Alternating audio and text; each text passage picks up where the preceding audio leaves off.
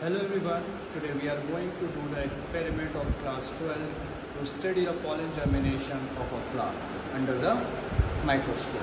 So for this we are required the flour, water, safranin solution, glycerine, then there is a watch glass, petri dish, brush, scissor, slide, cover slip and finally the microscope.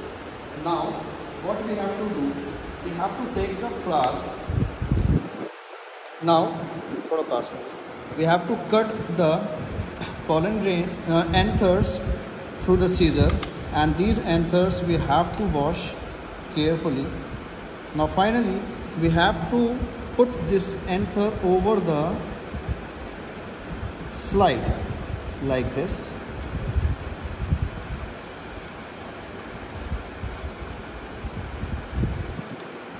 Then we have to wash this slide with the help of safranin solution. When this gets washed, we have to remove the excess safranin solution from the slide. Then on the next step, we have to use the glycerine solution over this anther.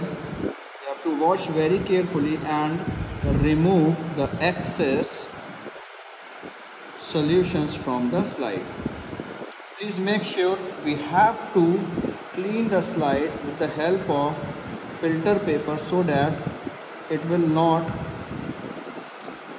create any kind of problem during the observation.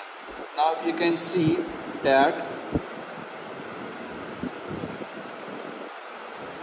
there is the anther, you can see very clearly. Now finally what I have to do, we have to take the cover slip and put it on the anther very gently. Finally we have to take brush, we have to press it very gently so that the tissue get not broken and we can see the things very clearly. Now I am taking you towards the microscope. Let's go towards the microscope.